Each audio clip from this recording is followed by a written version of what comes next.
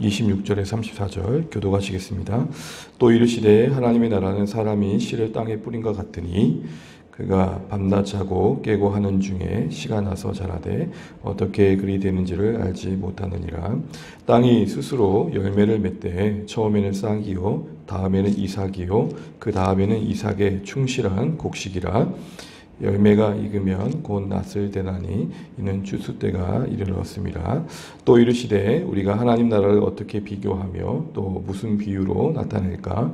겨자씨 한 알과 같으니 땅에 심길 때는 땅의 모든 씨보다 작은 것이로되 심긴 후에는 자라서 모든 풀보다 커지며 큰 가지를 내나니 공중의 새들이 그 그늘에 깃들일 만큼 되느니라.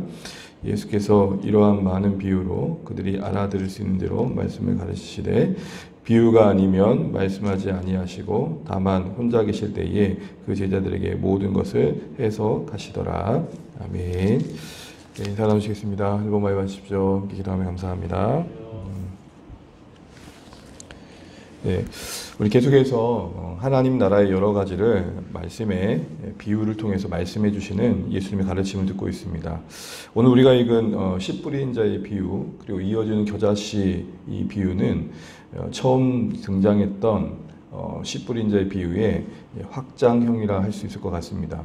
맨 처음 얘기했던 이 씨 뿌린 자의 그 비유의 핵심은 씨를 뿌리듯 말씀을 전하는 그 현장이 당장에는 실패하는 듯한 현장들을 경험하겠지만 길가를 경험하고 돌짝밭을 경험하고 또 가시덤불 같은 상황을 만나겠지만 결국은 옥토밭이 있다는 것이고 거기서 나온 열매가 반전을 일으킨다라는 내용이었죠. 결국 아무도 예상할 수 없는 승리를 말씀해 주셨습니다. 즉 우리 눈으로 확인할 수 없는 순간에도 꾸준히 하나님의 나라의 역사는 지속되고 있고 그 중심에 하나님의 열심이 있다라는 거였습니다. 오늘의 본문의 씨 뿌리는 비유는 비슷한 얘기인데 특별히 가정을 다루고 있습니다. 어떻게 미미해 보였던 그 시작들이 이런 놀라운 결과를 만들어냈는가 할 때 그 성장의 과정에 대한 이야기를 다루면서 특히 하나님의 주권의 영역을 강조하고 있는 면에서 오늘 씨 뿌리는 앞의 비유와는 조금 다름을 보게 됩니다. 우리 35절 말씀을 읽으면서 그러한 관점에서 한번 생각해 보고자 합니다. 35절입니다. 함께 읽어보겠습니다. 죄송합니다. 27절입니다. 시작. 그가 밤낮 자고 깨고 하는 중에 씨가 나서 자라되 어떻게 그리 되는지를 알지 못하느니라. 아멘. 그가 밤낮 자고 깨고 하는 중에 씨가 자란다라는 이야기를 하고 계십니다. 이 말은 말씀이 뿌려지는 가운데 결실을 할 때에 하루아침에 열매를 맺는 가정은 아무것도 없다는 것이죠. 뿌린 자의 입장에서는 인내를 요구받고 있는 것이 하나님 나라의 증거의 형장이라는 겁니다. 이 말씀을 하셨던 이유는 당장의 사람들의 관점에서는 하나님 나라가 임한다는 것은 급격한 사건이었고 극적인 변화를 기대했던 것입니다. 지금 이렇게 오랫동안 짓눌렸던 그들의 억압의 현실 속에서 하나님께서 로마의 압제에서 건져주시는 극적인 결과를 기대했던 것이죠. 그래서 당시에 유대인들의 그 하나님 나라에 대한 심판관은 뭐였냐면 종말이 되면 하나님 나라가 임하게 되면 선과 악이 극명하게 분리되게 되고 악인들에 대한 심판이 가시적으로 드러나게 된다라는 거였습니다. 그러니까 그런 어떤 급박한 극적인 그런 어떤 결과를 기대했던 그들의 입장에서는 하나님 나라가 분명히 임했다고 하는데 별 변화 없는 듯한 현실은 당혹감을 줄 수밖에 없었던 것입니다.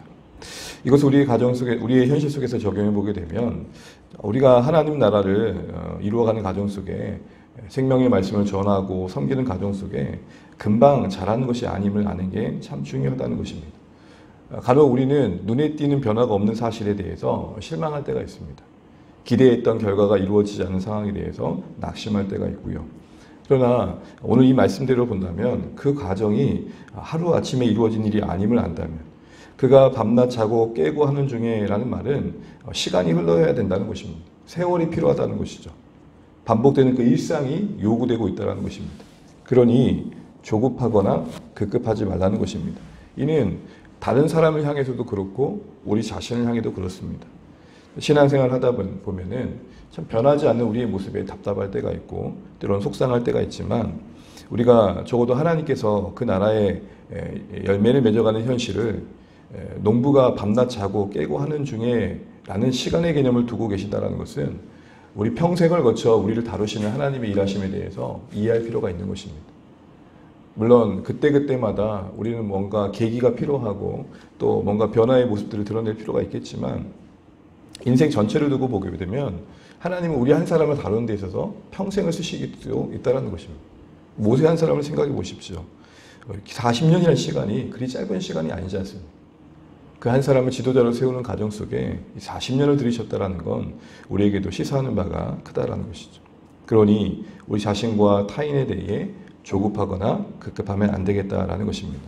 그리고 이어지는 또 하나의 과정에 대한 이야기를 보게 되면 우리에게 또 주시는 교훈이 있는 것 같습니다. 우리 4장 이어서 28절 말씀 같이 한번 읽어보겠습니다. 시작. 땅이 스스로 열매를 맺되 처음에는 싹이요 다음에는 이삭이요 그 다음에는 이삭의 충실한 곡식이라. 땅이 스스로라는 말을 하고 있습니다.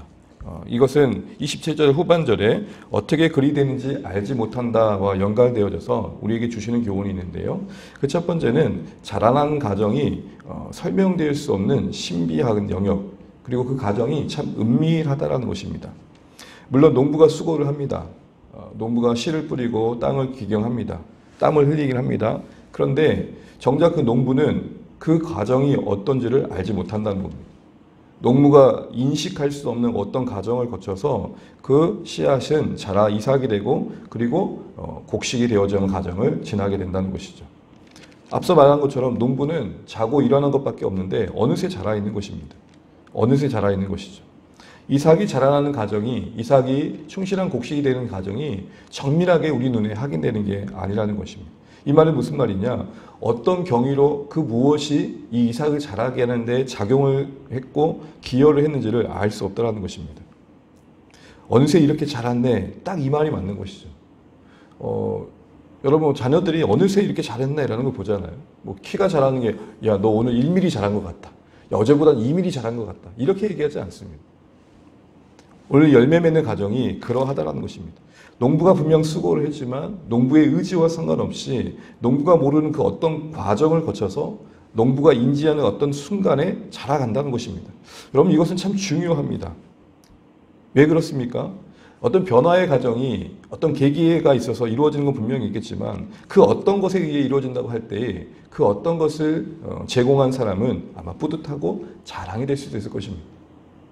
간혹 이런 질문을 해봅니다. 성도님들에게.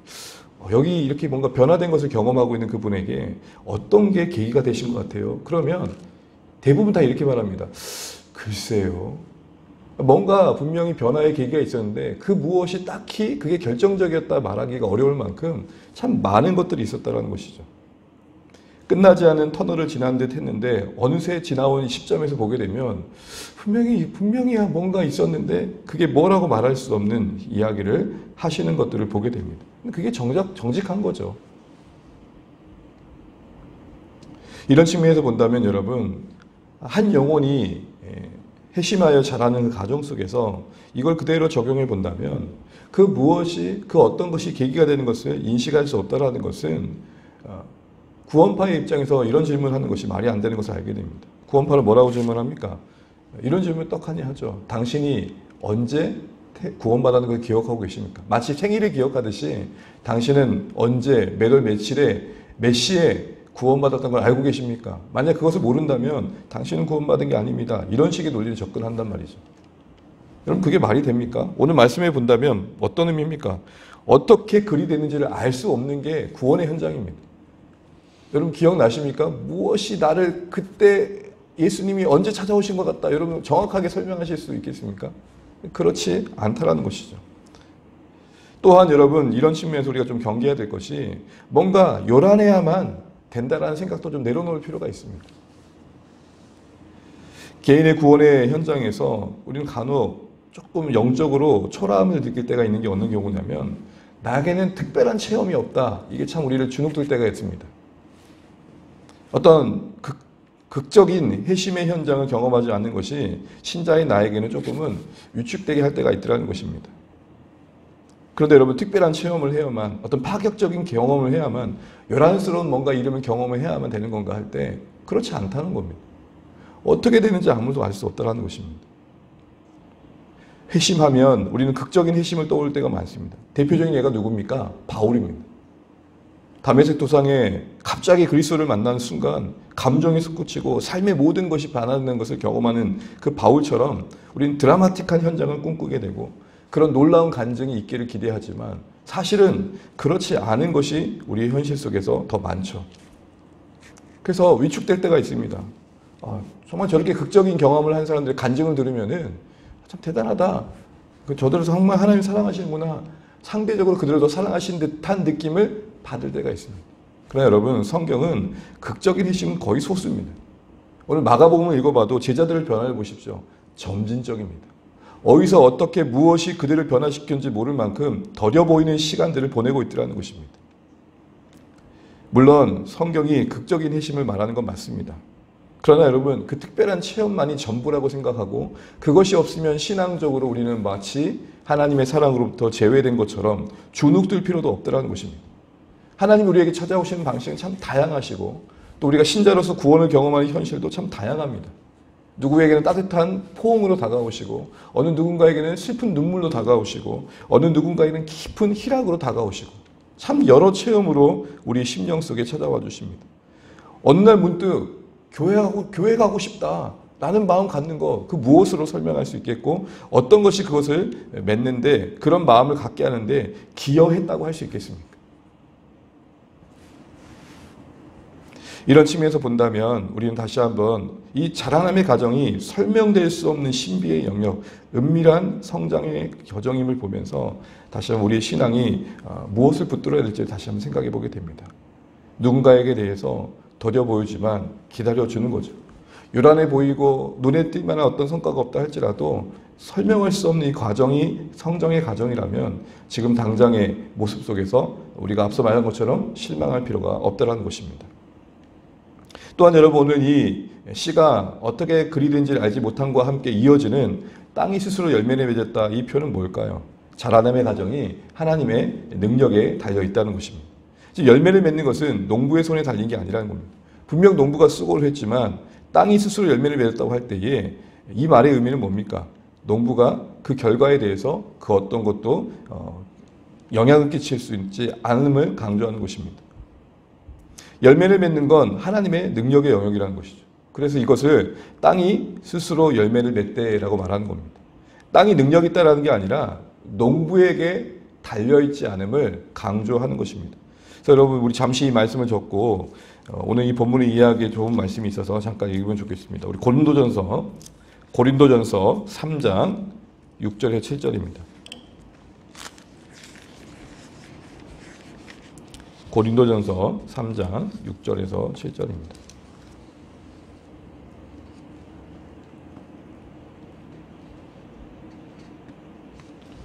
고린도전서 3장 6절에 7절 같이 읽어보겠습니다. 시작. 나는 심었고 아볼로는 물을 주었으되 오직 하나님께서 자라나게 하셨나니 그런즉 심는 이나 물 주는 이는 아무것도 아니로되 오직 자라게 하시는 이는 하나님뿐이니라. 아멘. 자라나게 하시는 분은 오직 하나님뿐이니라. 농부의 입장에서 내세울 것이 없다라고 말합니다. 수고가 필요 없다라는 게 말하는 게 아닙니다. 그 결과 앞에 자랑할 게 없음을 말씀하십니다. 이런 의미에서 우리가 자라남의 과정 속에 절실한 것은 하나님의 은혜를 구하는 것임을 알게 됩니다. 간혹 우리가 무언가 성장의 결과를 말할 때에 그것에 우리가 무엇을 내세울 만한 것이 있을 때가 있습니다. 그러나 결국 오늘 이 말씀에 비춰보면 우리 수고는 하나님의 은혜에 들여 쓰여져 열매 맺는 것일 뿐이지 그 무엇도 만들 수 없는 것임을 알게 되는 것이죠.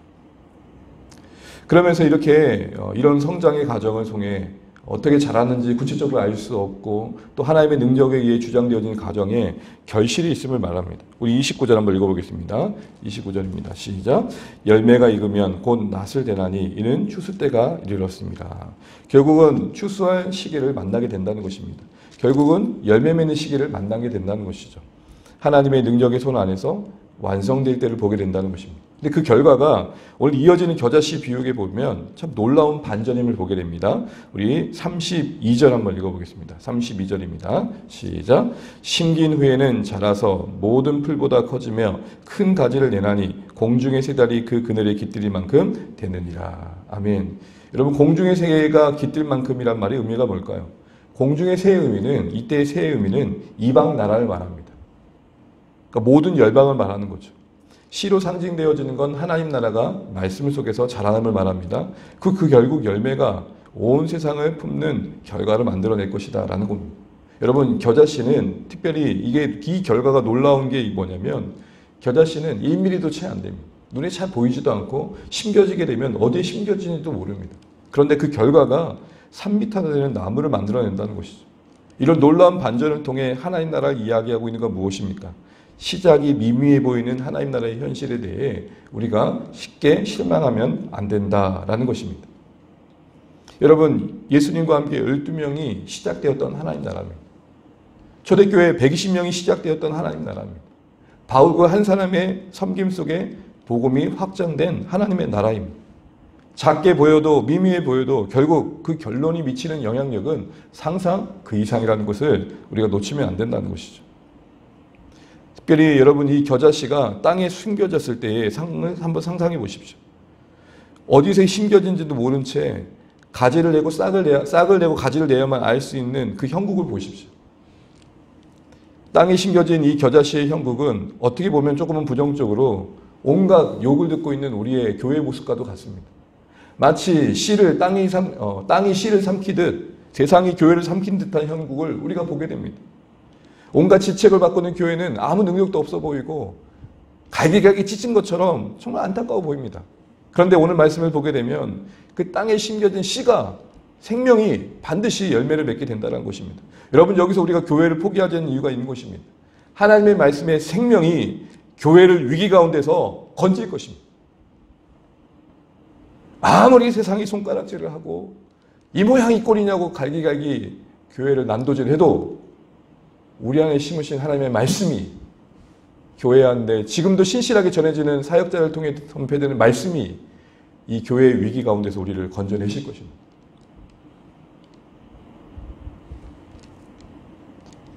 말씀의 생명이 교회를 위기 가운데서 타개할 거라는 이 기대감 속에서 우리는 이 시간들을 보낼 필요가 있는 것입니다. 땅에 심겨진 겨자씨처럼 뭐 하나, 가능성 하나 발견할 수 없는 우리의 신앙의 현실을 다시 한번 생명의 말씀됨 앞에서의 소망으로 다시 한번 바라볼 필요가 있는 것입니다. 안 될 것 같은 오늘의 현실 속에 그래도 우리가 신실하게 말씀의 씨앗을 뿌릴 이유가 여기 있는 것입니다. 또한 한 사람의 변화를 가볍게 여기지 않은 이유가 여기 있는 것입니다. 여러분, 이런 말을 많이 하시지 않습니까? 사과 씨는 셀 수 있어도 사과 씨 안에 있는 사과는 셀 수 없는 것입니다. 우리의 교회 안에, 주안의 교회 안에 다음 세대들이 그리 많지 않지만 저들 안에 심겨진 생명의 씨앗, 그 말씀이 그들의 인생을 바꿔 품을 영혼들은 아무도 상상할 수 없는 것입니다. 한 나라가 될 수도 있고 한 열방이 될 수 있는 것입니다. 생명이 중요합니다. 생명 아닌 다른 것들이 사람을 바꿀 수 없음을 우리는 알아야 됩니다. 여러분, 최근에 파키스탄 소식을 들어보십시오. 탈레반으로 다시 한번 그 정책이 바뀌면서 옛날로 회귀하고 있는 걸 보게 됩니다. 여러분, 그 나라를 바꾸려고 서방 국가에서, 나라에서 쏟은 돈만 몇 조 원입니다. 몇 천조. 결국 돈이 세상을 바꾸는 게 아니라는 것입니다. 보조 수단일 뿐이죠. 결국 말씀이, 생명이 바꿀 수 있다는 소망을 가지고 땅에 심겨진 듯 뭐 하나 할 수 없는 것 같은 교회의 현실도, 또 별거 아니어 보이는 우리의 자녀들도, 또 우리 자신도 말씀 안에서 그 생명이 우리를 타개하여 바꿀 놀라운 반전을 기대하며 그 영향력을 생각하면서 소망을 이어갈 수 있는 오늘의 우리의 삶이 되어야 된다. 이렇게 말씀을 통해 교훈을 얻게 됩니다. 말씀을 맺겠습니다. 씨 뿌리는 비유의 가정 속에 오늘은 그 성장이 어찌 이루어진지를 보여주죠. 하루아침에 되는 게 아닙니다. 어떻게 그리 되는지도 설명할 수 없습니다. 그러니 그 누가 자랑할 수 있을까요? 우리는 무언가 기여하는 자가 되고 싶지만 사실은 우리는 쓰임받을 뿐 그 무엇이 그 사람을 바꿨다고 말할 수 없다는 건 뭘 말합니까? 오직 영광은 하나님밖에 받을 수밖에 없다는 것입니다. 또한 그 자람의 가정에 땅이 스스로 열매 맺으면 그 능력이 하나님께 있음을 말합니다. 그런데 그 결과가 나무가 되어 새들이 거할 만큼 상상밖에 놀라운 결과를 만들어냅니다. 그런데 그 시작은 겨자씨라는 겁니다. 이 사실을 다시 한번 기억하면서 우리가 다시 한번 소망 중에 하나님의 능력 안에서 하나님의 은혜를 의지하면서 주의 나라에 씨 뿌리는 이 신실한 일들을 포기해 가지 않는 우리 자신 되기 바랍니다. 나를 향해서도 그렇고 타인을 향해서도 그렇고 무력해 보이는 교회를 향해서도 그렇고 결국 말씀이 오늘 우리를 살릴 것이다. 이 기대감을 가지고 하나님 나라의 소망을 이어갈 수 있는 사랑하는 주안의 가족 되시기를 주안을 축복합니다. 예, 찬양하시겠습니다. 찬송가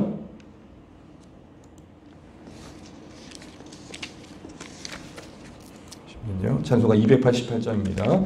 예수를 나의 구주 삼고 찬양드리겠습니다. 말씀이 이와 같은 신실한 능력으로 나타날 수 있도록 기도하겠습니다.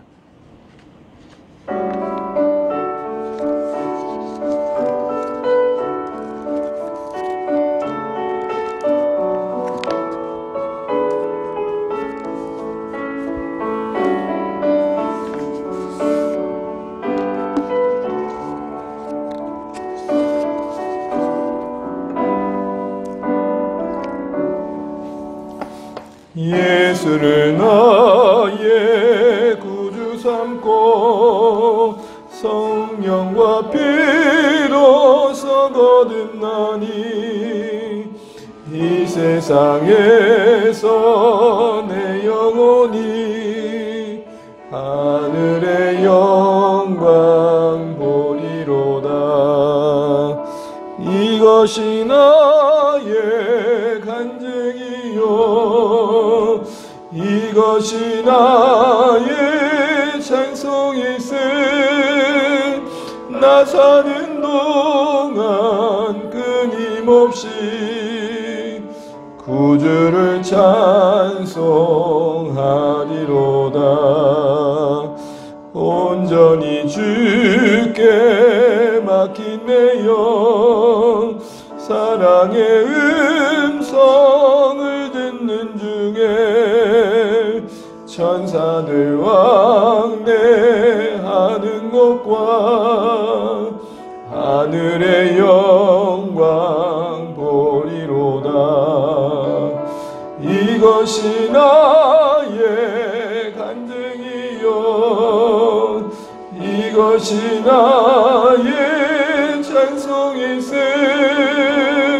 나 사는 동안 끊임없이 구주를 찬송하리로다.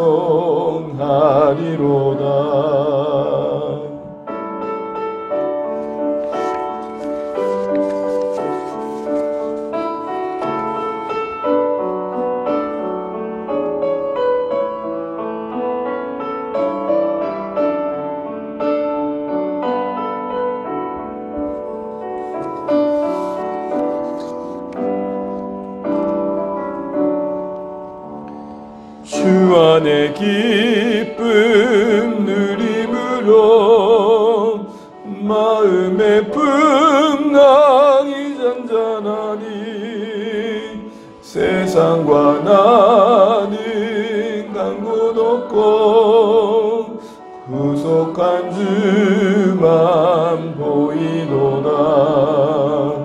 이것이 나의 간증이요 이것이 나의 찬송일세.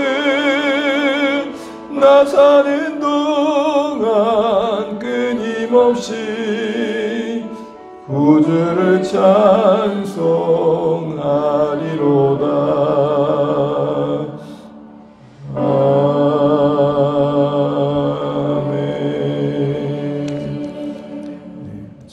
오늘도 주신 말씀 기억하며 또 선교주를 기도하며 좋겠습니다.